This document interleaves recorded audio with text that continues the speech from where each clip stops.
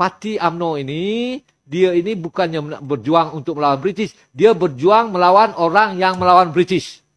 Itu dia perjuangan UMNO. Terima kasih.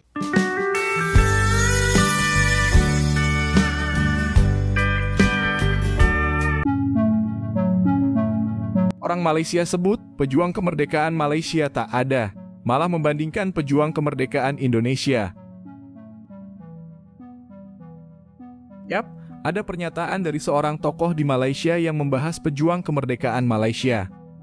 Dalam pandangannya, tokoh tersebut menyoroti bahwa tidak ada pemimpin kemerdekaan di Malaysia yang benar-benar menentang penjajahan Inggris hingga harus ditangkap atau dipenjara.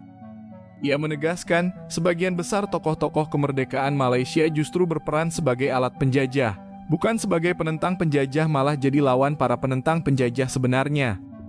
Makanya tak heran, kemerdekaan Malaysia pun masih sering diperdebatkan hangat di kalangan masyarakat Malaysia, yang selama ini memandang para pemimpin masa lalu mereka sebagai pahlawan nasional. Tokoh Malaysia juga menyinggung bahwa sejarah perjuangan kemerdekaan Malaysia sebenarnya dipenuhi oleh kompromi politik, bukan perjuangan bersenjata. Para pemimpin Malaysia kala itu lebih memilih jalan damai dan negosiasi dengan Inggris, alih-alih melakukan perlawanan keras seperti yang dilakukan Indonesia. Bahkan, menurutnya, beberapa tokoh yang disebut pejuang kemerdekaan justru memusuhi kelompok-kelompok yang menentang Inggris secara langsung. Fenomena ini membuat narasi heroik perjuangan Malaysia tampak dipertanyakan dan terkesan penuh rekayasa sejarah. Lebih lanjut, tokoh tersebut membandingkan dengan perjuangan Indonesia yang penuh darah dan pengorbanan. Di Indonesia, tokoh-tokoh seperti Soekarno, Hatta benar-benar melawan penjajah Belanda secara terbuka, bahkan banyak yang ditangkap, diasingkan, dan disiksa karena idealisme nasionalisme mereka. Perjuangan kemerdekaan Indonesia bukan hasil pemberian atau kompromi, melainkan hasil dari perjuangan panjang dan tumpahan darah rakyat.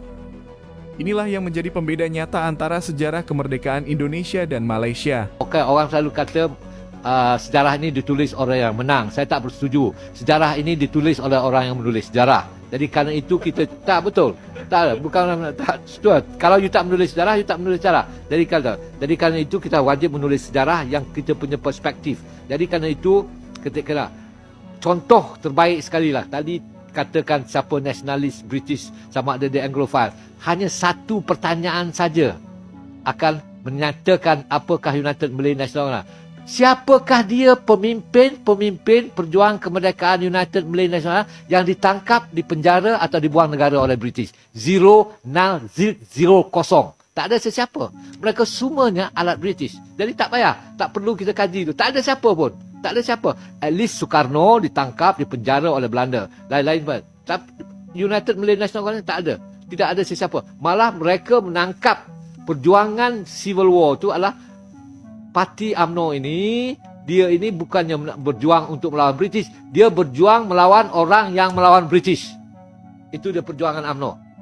Terima kasih. 57 ini sebenarnya tak ada makna sangat bagi kita. Dia menunjukkan satu tragedi sebuah bangsa yang telah lengkap dijajah, diberi kemerdekaan sehina-hinanya.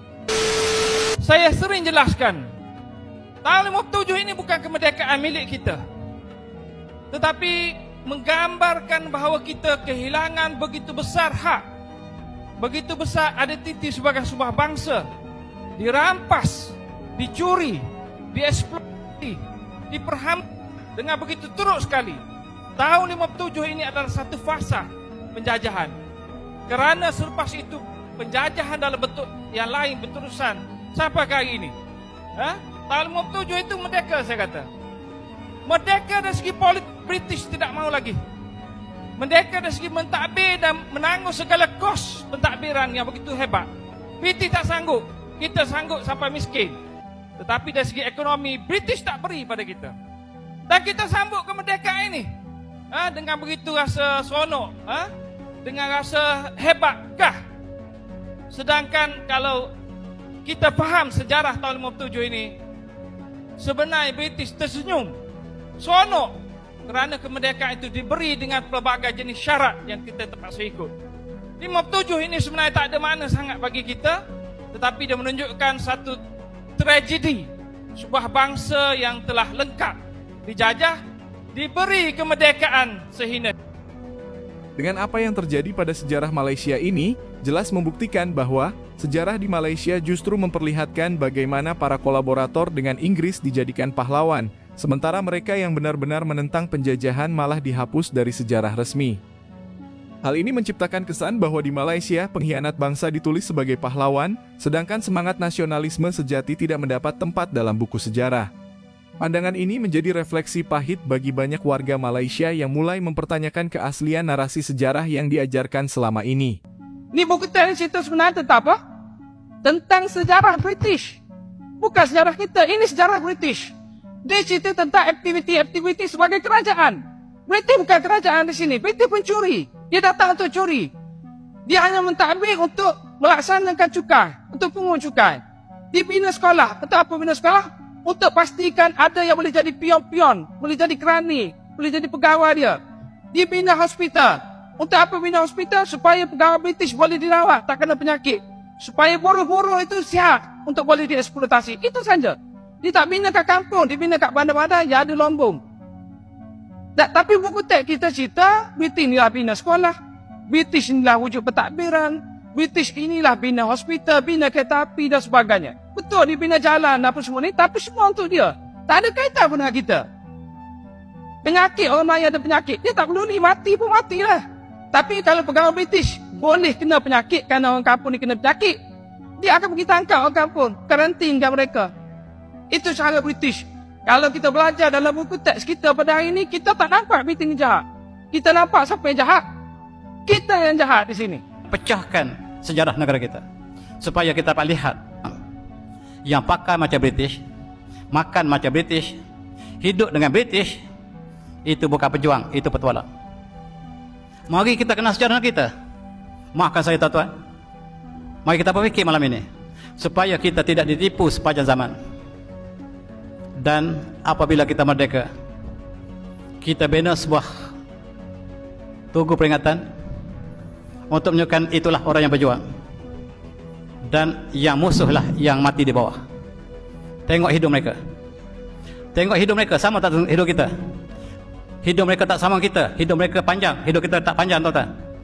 Yang pegang kemerdekaan itu hidup panjang. Tengok nama mereka, siapakah yang berjuang di dindingnya, tuan-tuan, nama di dinding tugu kemerdekaan kita. Tengok satu persatu. Ada nama akilah di sini? Supaya kita dapat lihat yang benar itu benar.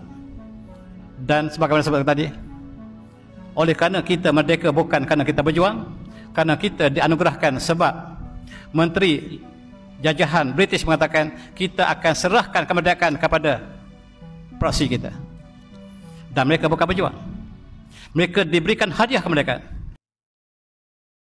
Perbandingan ini semakin memperjelas bahwa perjalanan kemerdekaan Indonesia dan Malaysia memiliki karakter yang sangat berbeda. Indonesia meraih kemerdekaan dengan perjuangan keras, darah, dan air mata rakyatnya, sementara Malaysia mendapatkannya lewat kesepakatan dengan penjajah. Maka tidak heran jika hingga kini semangat nasionalisme di Indonesia terasa lebih kuat dan membara. Pernyataan tokoh Malaysia ini seolah menjadi tamparan keras bagi bangsanya sendiri, sekaligus pengakuan bahwa sejarah tidak selalu ditulis berdasarkan kebenaran, melainkan berdasarkan siapa yang berkuasa. Bagaimana menurut kalian tentang ulasan ini? Silahkan bisa berkomentar di kolom komentar. Jangan lupa like dan subscribe. Terima kasih.